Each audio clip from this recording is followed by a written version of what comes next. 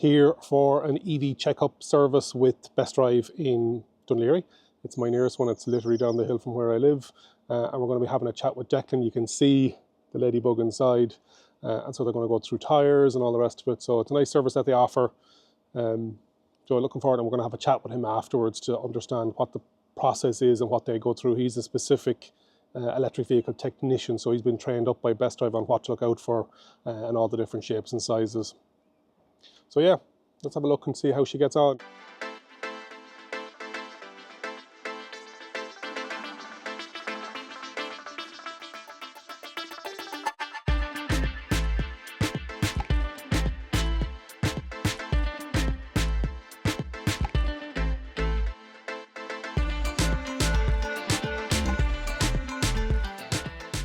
Here with Declan, the technical training manager with BestDrive by Continental. Declan, you've got to work on the Peugeot iOn. Yes, we had the pleasure this morning. Just talk us through the bits that you did to the car and what would people expect with an EV service with the likes of yourselves? Yeah, obviously the checks that we're doing on it are primarily around the safety functions of the vehicle. Obviously, the vehicle, as it gets up to its mileage intervals, does need periodic inspection. So even the simple things like levels and tyres and brakes need to be checked on a regular basis. Obviously then as mileage gets up, there's other periodic inspection components that does need to be checked and maybe sometimes replaced. Okay, and you've gone through all of that on this, so yeah, it was great to see you work so systematically through the car. You jacked it up first, checking. So you were checking levels. What was the first thing you did with it? And so you probably have a system in your head. Yeah, the first thing we do is we do a kind of a walk around of the vehicle. So we do the external. So we look at the lights, make sure all the bulbs are working, the wipers. We have a look at the door locks. Basically all the straightforward functions, make sure everything for getting in, getting out of the vehicle is safe. The switchgear, make sure everything's working on it. And then it's kind of like it's a step-by-step process. Next we put it up into the air. Yes. We have a look underneath. We make sure that say the bushes, the suspension components, all of those. And you were happy with that as well. You were saying, yeah, I mean, because you were saying when stuff comes back from the UK, because a lot of salt on the roads, a lot of it sometimes is corroded in underneath. Yeah, you could tell the difference between an Irish car and a UK car. Yeah, and I have to say this is one of those unusual models. Rare examples. Yeah, rare example. It actually has none of that sort of evidence of, say, motorway driving. Yes. That would have had corrosive build-up on the suspension and the body components. So we're talking about maybe I'm going to get a clean in underneath and we're going to get that, what do you call body shuts. Body shuts put in underneath just to make sure that the corrosion is paused, if anything like that. Yeah. It will really help because it's a clean car. It's a clean car, and it's one of those few ones that do come in for the UK that I've seen as clean as that. We think it's an urban runaround, or it was an urban runaround. I'm owner number 3, so but you were impressed with the service history because you could check that online as well. We checked the service history. The UK has a very good database. It was able to bring up the periodic inspections that was done, the MOT history on it. Very good. And you can see there was stuff that was advised, and then it went through the MOT, so obviously the repairs were getting done. It is a really good specimen of this type of vehicle. Not like me. Yeah, I mean, somebody, whoever had it previous, did give it a lot of care and attention into it. Good. You can see that. Obviously then, after we check into suspension components and all the items up top, we take it back down, and then we do an inspection of the tyres. We do another inspection of the suspension components and wheel bearings. And then obviously, after checking the tyres, we take the wheels off and we do a visual inspection of the brakes. On this particular one, because of the mileage, I've also taken the brake assemblies apart. Okay, yeah, we saw that online, so I've got some footage of that there as well. Yeah, so there's good reasons behind that, because obviously with EV vehicles, with the vast majority of the braking being done by the traction motors, occasionally there can be a tendency for brake components to seize or stiffen up. From lack of use. Lack of use mainly, and that's not that you're not pressing the brake, it's just that because of the design of the system, it depends on the motors for braking more than it does the foot brake. The iOn has discs at the front? Discs in front, shoes and cylinders on the back, which is drum brakes. Took all the components off. Pads and discs, very, very free, as good as you can expect. Again, the brake drums, took it off. Brake shoes look like they're brand new. So, yeah, all positive. Just done a little bit of adjustment on the back brake shoes just to tighten up the the shoes to the drums, just to get the adjustment on the caliper and stiffen the foot brake a little bit. But I have to say, minimal Brilliant. wear on the braking system. Tyres, we were looking at the DOT stamp on them, 2020s in the front and 2019s. We had one 2019 on the front, which is, you know, at this stage it's a 6-year-old tyre. The tyres are showing evidence of underinflation. And we talked about how... The tyre is concaved in the centre and it's wearing the outer shoulders on it. And again, some of that stressing now has caused the tyre to crack as well. So, yeah, I mean, we have tyres on order for it, which is a good thing. The tyres on the back are newer version tyres. There's a step size on it. Tyres on the back are in better condition than the ones in the front. But generally, yeah. Okay. And tyres are important for EVs. Yeah. Rolling resistance, range efficiency, all of that kind of stuff. Yeah. And we're going to be doing more stuff with BestDrive by Continental on the importance of tyres with electric vehicles, and you can see it on the website already. So new tyres are on the way. There's a fog light bulb that's going to be replaced in the back. Yeah, we have a fog light bulb. We also, on this particular one, we also drained the transmission fluid on it.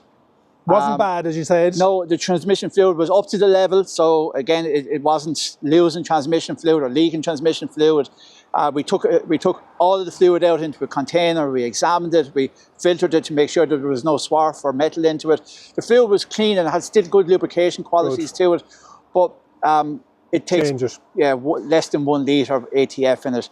So it was, while we were checking it, there was no harm to it. And that's every 60,000 kilometres, you were saying? Yeah, it's advisable, yeah.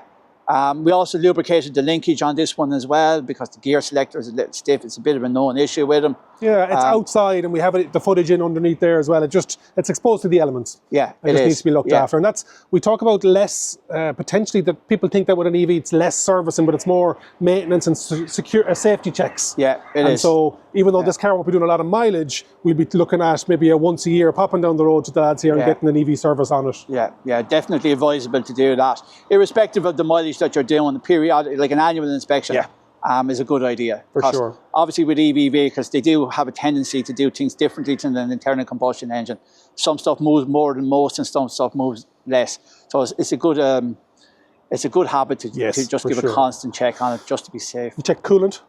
Coolant was good. We took the cover off the back. Level was okay. We tested it. It was okay from -40, which I hope we don't ever see in Ireland, but you can be sure if it does get down to -40, your coolant is still good to go. Exactly. So that's a positive on it as well. Also, we changed the pollen filter in it. It's a good thing to do. It cleans the cabin air. It also prevents maybe issues with the coolant fan trying to suck through a block filter. I don't think it was too bad, was it? It was, yeah, I've seen better.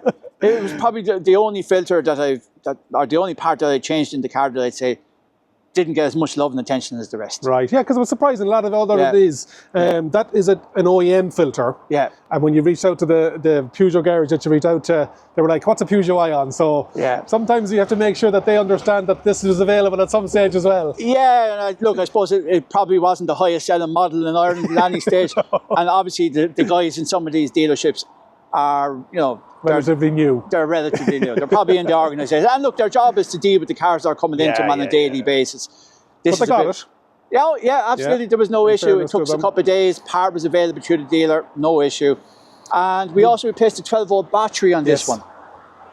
There was a potential voltage warning light on we had an electrical fault on the dash, and so small little bonnet. Yeah. Declan was in underneath it there trying to get it out of it, but the battery that was in it, it looked like it was changed within its life sometime. Yeah, it was a UASA battery, so again it's an AGM battery. It's a deep cycle battery, and we put in a slightly different brand of battery, still a premium range battery into it. And again, we've run a diagnostic on the vehicle, so we've looked at the traction battery, the battery management system. We've run tested for fault codes. All good. Everything's good. Yeah. It's really clean, good, and it's great to see it. Yeah, it's a unicorn. It's one of those that has come in that is genuinely a good small little runaround. But we're going to go good tyres on it, wiper blades. We're going to put that fog light in the rear replacement, but otherwise all the bulbs were working. Yeah. Interior, there was no faults on the diag machine. So good stuff. I'd be happy with it. Well done. Good boy. Declan, thanks so much for your time today. No problem, Derek. Thanks for giving it into us. Thank you. Cheers. Just back from BestDrive by Continental in Dún Laoghaire, my local BestDrive depot, and we've got new tyres. And so the end of the service was, just like that. 4 new tyres. all Contis as well. So ultra contact on the rear, and we have 175 55 15s on the rear. Look at that lovely new licorice. And on the front, Euro contact 6s, 145 65 15s on the front. New wiper, front and rear, and also the fog light. So that's up and running now. So it is going in for the NCT soon. The only other thing we have to do is get new windscreen. So there's a chip there. Not sure if you can see it. There. And then there's another one down here as well. So of course, perfectly in the field of vision. So I've got AAA windscreen coming out to me to replace that. It has to be brought in from the UK, and they have to bring in another rubber seal for it. So then mechanically it would be good. It is aesthetic is the next step. So it is get ideas on respray, bring the paint back up, and also a full detail. It has not seen anything since I've gotten it, a Hoover or nothing. So looking forward to that. Oh, it's got license plates. I got them. She is now 131D43256. So yeah, that is the update on the Peugeot iOn, the little ladybug. I know a lot of people have been saying, oh, you put it up and you didn't put up an update. But servicing, tyres and everything with BestDrive. Thanks to the team at BestDrive for helping me out with the servicing and the tyres. Great working with them and the team there. So I'd definitely give them a shout if you're thinking about getting your EV serviced. Keep tuned to see the next steps with the Peugeot iOn ladybug, as we're calling it. Thanks.